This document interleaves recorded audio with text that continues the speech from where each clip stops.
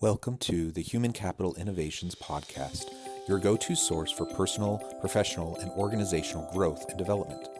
We hope you tune in often for all things people management, organizational development and change, organizational leadership, and social impact related. Maximize your personal and organizational potential with Human Capital Innovations Podcast.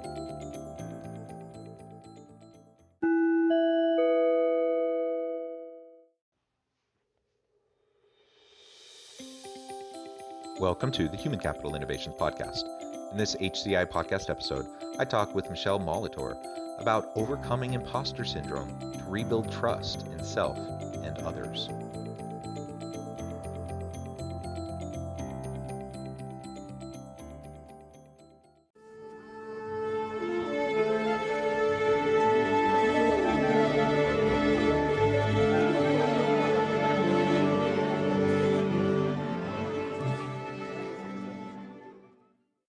Michele Molitor, welcome back to the Human Capital Innovations Podcast.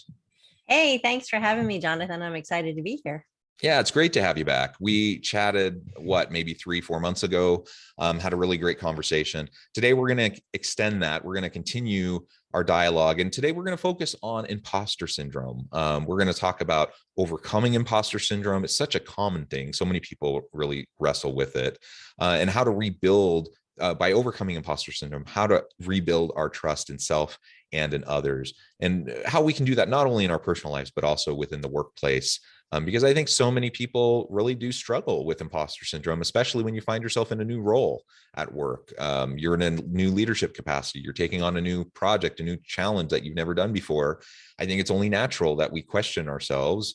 And perhaps, to a certain extent, it's healthy because it's good to have some humility. It's good to recognize, we need to continually be learning, but that healthiness can quickly turn to unhealthy, kind of ruminations when we just get sucked into feeling like we're just an imposter and we can't do anything right, and we're just fooling everybody and we're not being authentic, and like all that stuff that starts to pile on all of a sudden, then that becomes very unhealthy. And so we definitely need to figure out how we're going to manage that. As we get started, I wanted to share Michele's bio with everybody. Michele Molitor is the founder and CEO of Nectar Consulting, Inc., and co-author of the best-selling book, Breakthrough Healing. She works with executives and entrepreneurs, bringing more than 25 years of expertise, intuitive insights, and strategic business savvy to their success. She is an expert at enhancing the capacity of leaders to build high-performing teams and exponentially increase bottom-line results. Michele's unique rapid rewiring approach is a culmination of years of study in the realms of emotional intelligence, neuroscience, organizational psychology, and rapid transformational therapy. She helps catalyze shifts in thinking and eliminate mental and emotional blocks to rapidly rewire your brain for greater confidence and success. A nationally recognized speaker, certified executive coach, rapid transformational therapy practitioner, consultant, trainer, and writer, Michele's passion for helping others amplify their natural talents and expand their leadership is conveyed through all aspects of her work and her writing. What an incredible background. You do such amazing work. It's great to have you back. Anything you would like to share with listeners as by way of your background before we launch into the conversation? Sure. Well, this whole topic of imposter syndrome is kind of near and dear to my heart, simply because it's something that I lived through.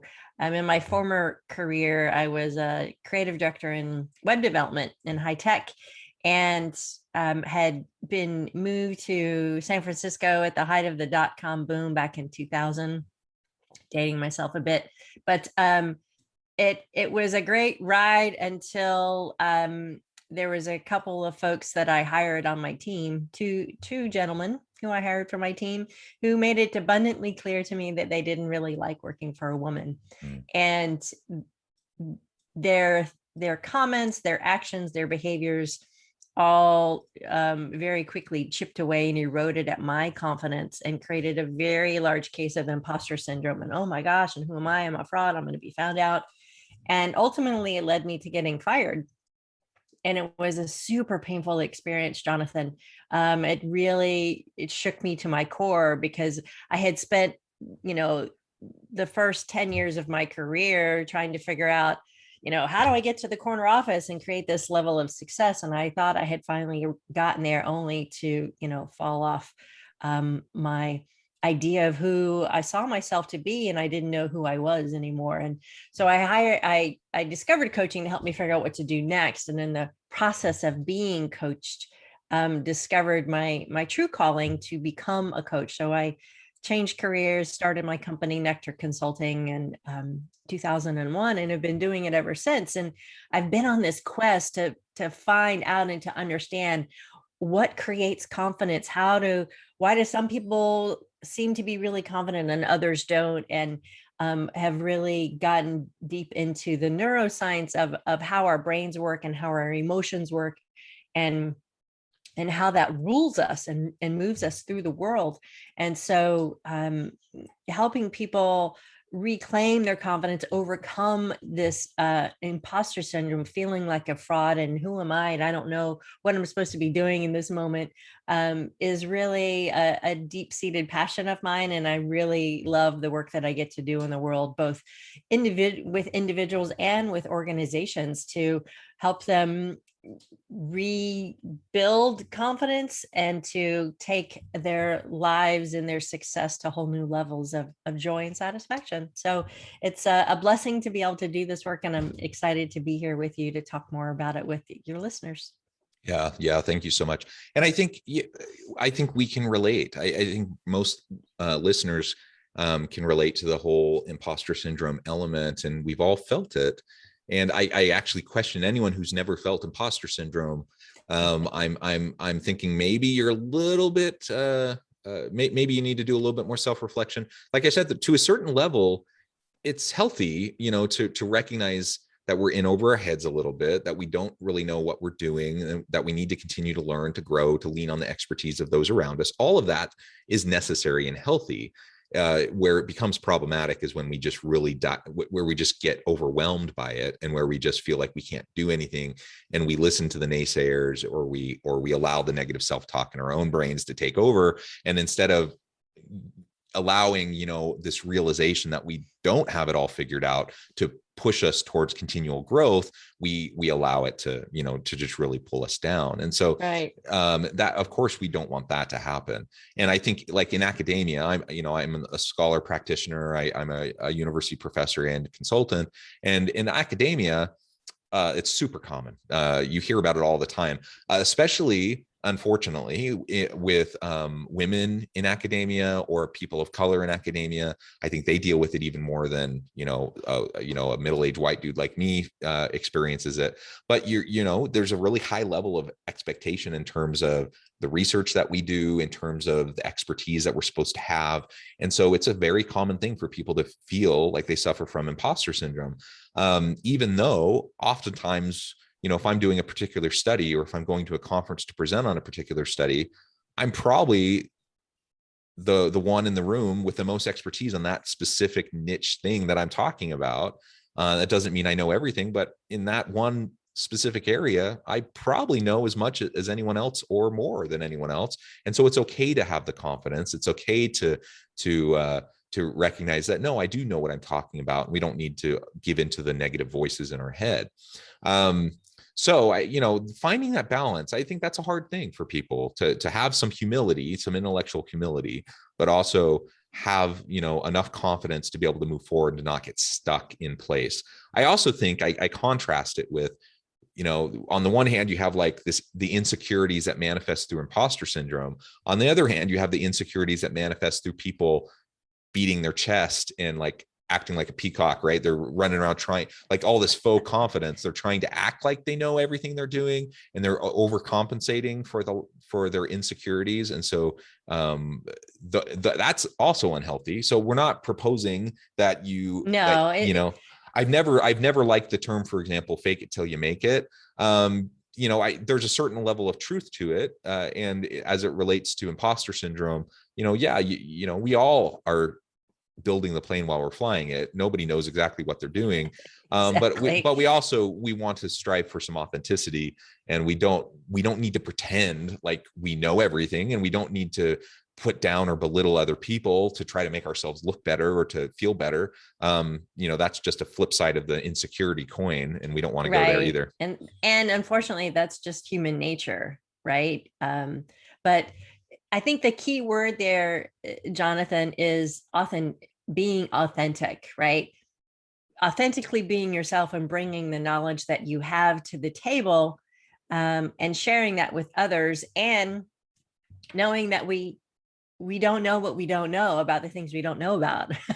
Right, there's this little tiny sliver, of what we know, and then there's a much bigger sliver of what we know that we don't know, and then the whole rest of the pie is, I have no idea, that I don't even know what that is, right?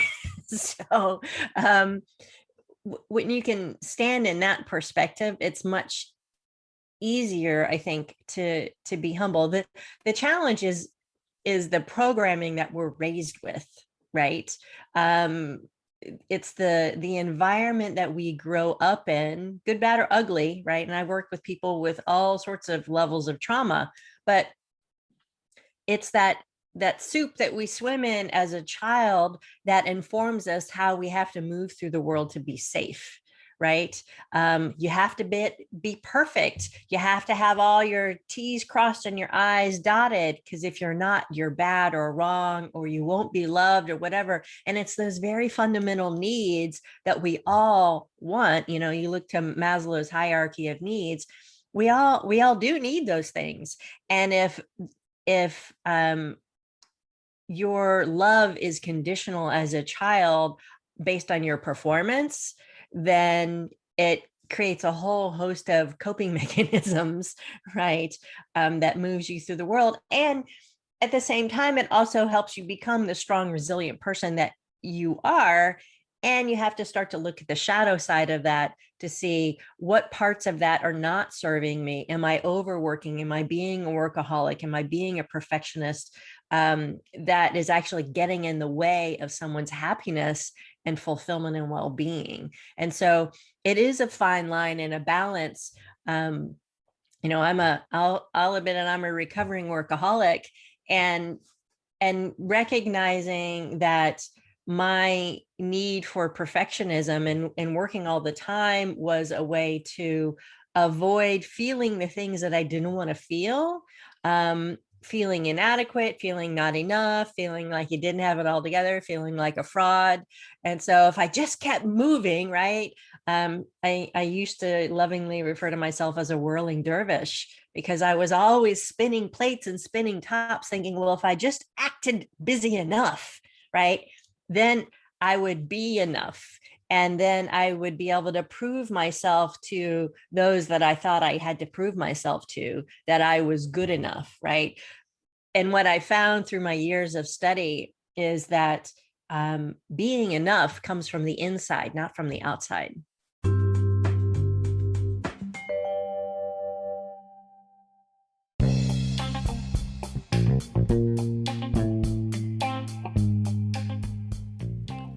I'm excited to announce the publication of my new book from HCI Press, The Alchemy of Truly Remarkable Leadership: Ordinary, Everyday Actions That Produce Extraordinary Results. Consider how the nature of work has shifted over the past 50 years. With increased globalization, rapid technological advancement, and the shift in economic composition, the average job of today looks very different than the average job of 50 years ago. What will the jobs and organizations of tomorrow look like? Moreover, what does this all mean for organizational leaders? What are the core competencies and capabilities of organizations and their leadership that are prepared for continued disruption and geopolitical and socioeconomic shifts? Regardless of what the future holds, increasingly, leaders need to be socially minded, data-driven, decisive, champions of talent, and disruptors of the traditional notions of leadership, teams, organizations, and work. The Alchemy of Truly Remarkable Leadership will help you to explore your own leadership competencies and capabilities and consider ways to apply and implement them into your workplace and personal life.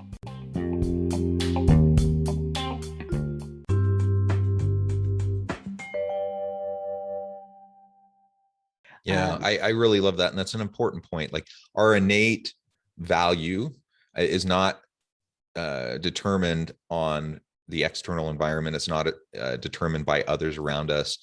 And we don't need to qualify for anyone's love and acceptance. People are people. And so sometimes people make their love and acceptance of you conditional on certain things. That's their issue, though. That's not your issue. And so when we can, like you said, when we can learn to kind of set those things aside, all that stuff that maybe, was part of our upbringing or how we were socialized in different organizational contexts or whatever, set that aside, recognize that we are lovable and should be loved. We're worthy of that love regardless, that we are enough, that we bring and add value, and that we can just tap into our own self-worth independent of anyone else. We don't need anyone else's validation. When we can do that, then we unleash ourselves to be able to just be authentic and to just be able to do the work that we're meant to do. And that doesn't mean of course, we're not going to be perfect. We're going to make mistakes. We're going to fall flat on our face from time to time. And sometimes, we may even be quote unquote found out as not like knowing what we're doing. But you know what? No, everyone else is doing the same thing. Like nobody knows exactly what they're doing. Everyone's trying to figure it out as they go. And so we just learn to accept that and acknowledge it. And, I talk with a lot of people about innovative organizations and creativity. If you want to unlock innovation and creativity within your organization, you have to create a psychologically safe environment where people feel free to quote unquote fail. But it's not even failure if you frame it the right way. It's just learning, it's iterating, it's learning, it's trying new things, and it's experimenting, right? It's experimentation. And so when we can just recognize that's what we're all doing all the time, and just recognize the need for, a continual growth and abundance mindset that we're going to continue to grow into ourselves, then it takes away a lot of those insecurities that, I think most of us have. It's a human thing to have those insecurities. So Michele, what do we start to do to unlock that? Like, how do we start to overcome the imposter syndrome? Because imposter syndrome really can be, it really can suck the soul out of a person. It can suck the soul out of a team. And it can really degrade trust, and the ability to rely on other people and for them to be willing to rely on you. So how do we start to overcome that and rebuild the trust with ourselves and with the people around us? Yeah, that's a great question. And it's so important in an organization, right? In order for everybody to be rowing in the same direction, you have to trust that the guy next to you is going to be able to keep up and is going to be able to meet you, right? In different ways, shapes, and forms. And so the very first step is taking a look within your own self and start to notice what's the conversation that you're having in your head with yourself. Is there, I'm not good enough, I'm not worthy, I'm not deserving, I don't bring value to the team? Is there any of those kinds of limiting beliefs happening within you? Because you can't do anything to correct it if you don't think there's a problem, right? And I've worked with hundreds and hundreds of people all over the world, right? And 9 times out of 10, there is that underlying belief system in place of, to some degree or another, of I'm not enough. I don't belong. I'm different. I don't provide value. I'm not worthy. Somewhere along those theme songs, right? And so just by recognizing like, oh, well, that's an interesting conversation that I'm having with myself. Is that really true? No, it's not true. And so starting to tell yourself a new story, right? As we said earlier, the environment that we're raised in is what creates that foundational path of how we're going to show up in the world, right? And all of that gets pleasantly or unpleasantly programmed into your subconscious, right? Into your neural pathways in your brain. And so by simply starting to tell yourself repeatedly throughout the day, put notes around your house, put it on your phone, put it on your bathroom mirror, I don't care where you put it, but tell yourself, I am worthy, I am enough, I do provide value. Rinse, repeat, rinse, repeat, rinse, repeat, right?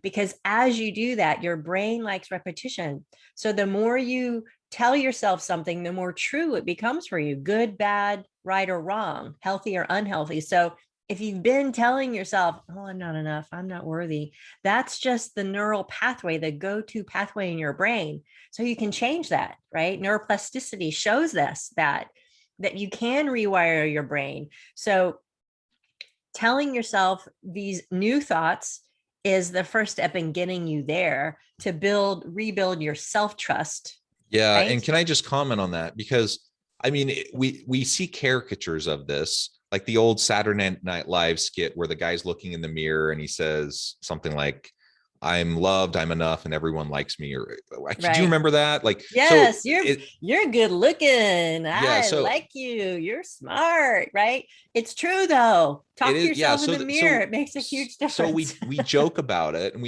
there's caricatures of it, but positive self-talk does make a difference. Like it actually really does, and Yeah.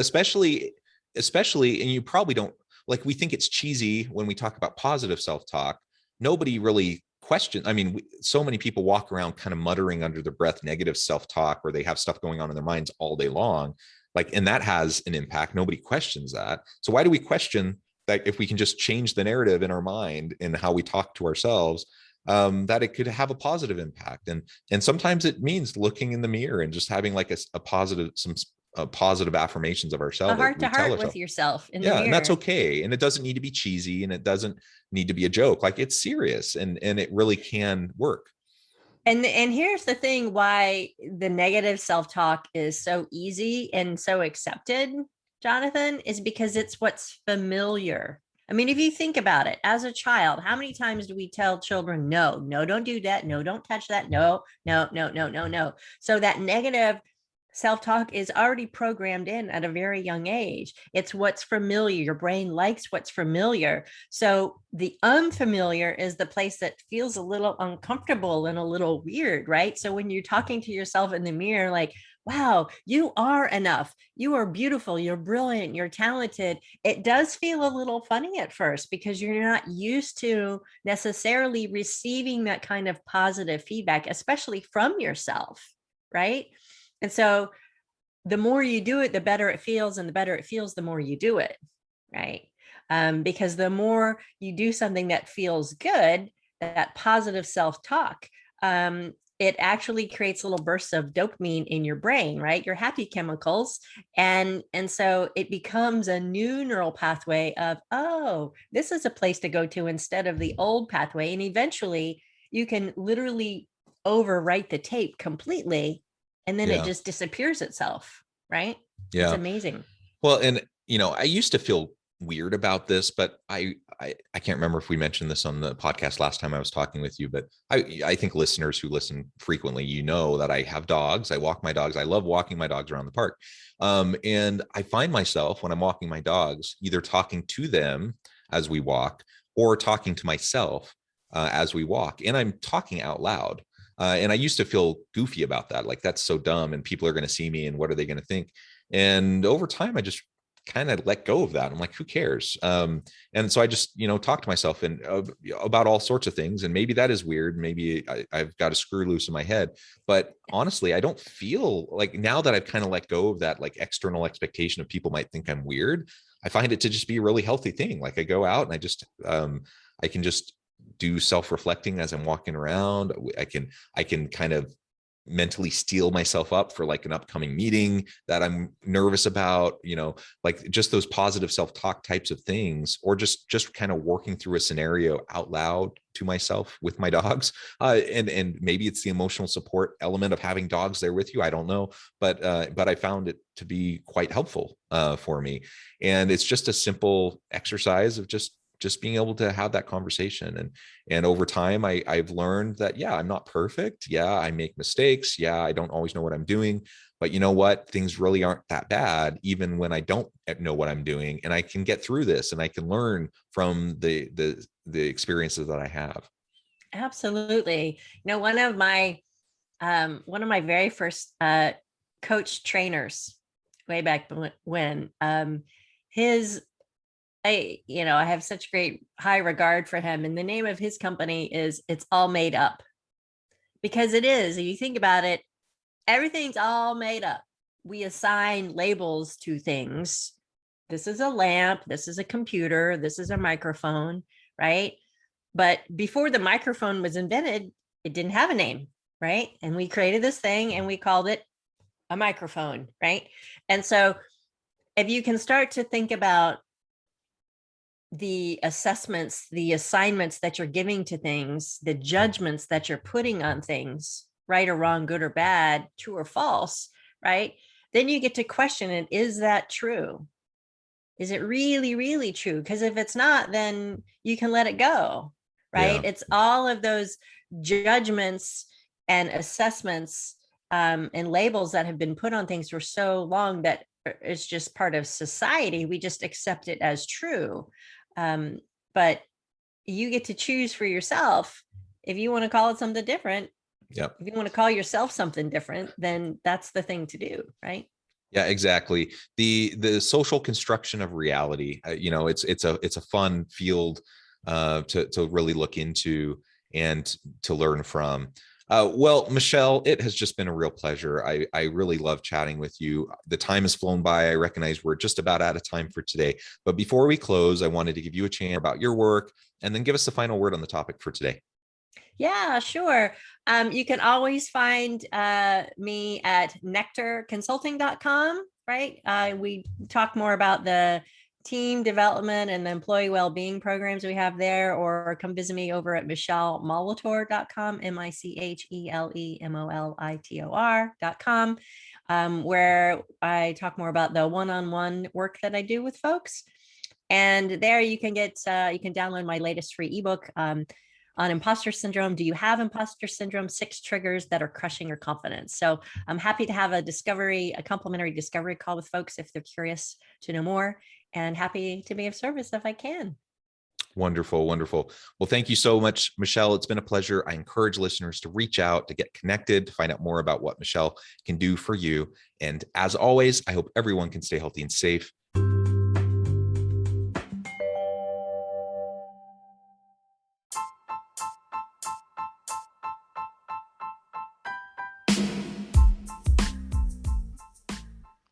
We are excited about the launch of HCI's new magazine, Human Capital Leadership. Human Capital Leadership is a free, interactive e-magazine designed to help individuals, leaders, and organizations find innovative approaches to maximize their human capital potential. We will be publishing issues quarterly in August, November, February, and May. Check out the first issue and let us know what you think.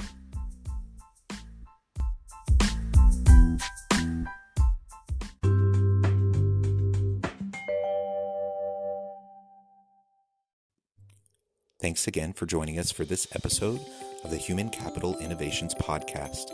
I hope you stay healthy and safe and that you have a great week.